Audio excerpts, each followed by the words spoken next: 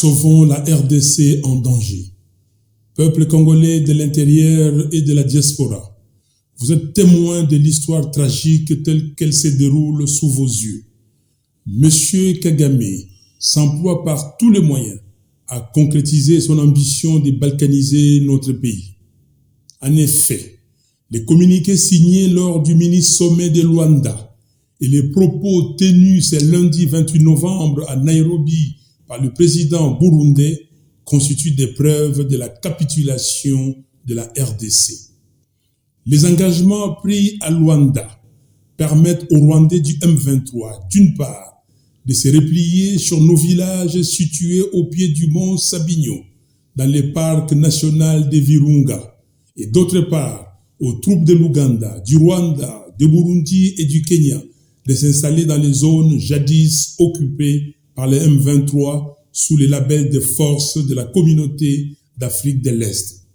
Cela veut tout simplement dire que nous allons désormais perdre notre souveraineté sur l'ensemble du territoire de Rutshuru, sur une partie de Nyiragongo et sur une partie de Masisi. C'est inacceptable. Congolaises et Congolais, en marge de la dernière Assemblée générale des Nations Unies, le secrétaire général de cette organisation avait soutenu que le M23 possédait des armements plus perfectionnés que ceux de la MONUSCO et que ces équipements militaires venaient de quelque part et non de la forêt. Nous avons bien compris qu'il ne voulait pas nommer le Rwanda. Entre-temps, le dernier rapport des experts des Nations Unies, qui a clairement désigné le Rwanda comme agresseur, n'est toujours pas soumis à l'examen du Conseil de sécurité. Pourtant, l'agression de la RDC par le Rwanda et l'Ouganda est un problème sérieux que les Nations Unies, l'Union africaine et tous les partenaires de la RDC épris de paix et de justice devraient traiter avec diligence pour arrêter les velléités hégémoniques de M. Kagame et mettre fin aux souffrances énormes qu'endurent les populations congolaises affectées directement par cette guerre injuste.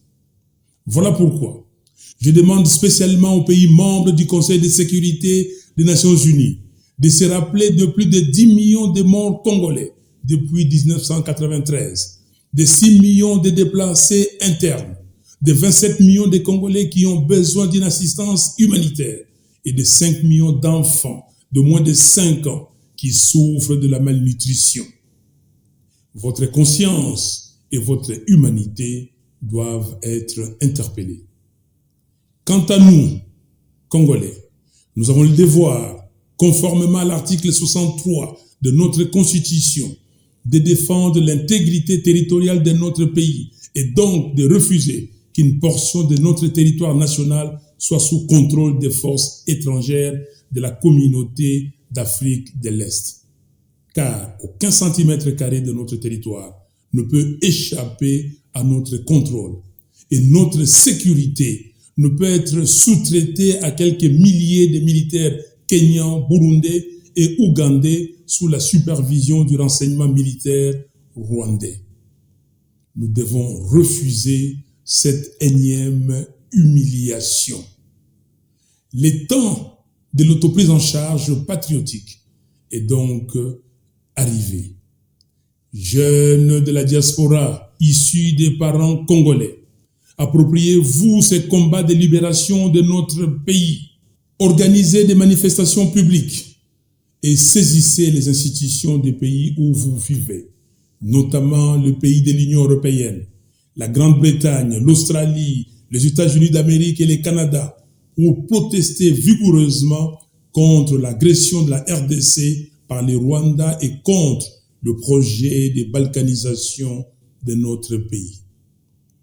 Artistes et musiciens de la diaspora, faites connaître au monde entier la souffrance que vos frères, sœurs et parents vivant au pays endurent.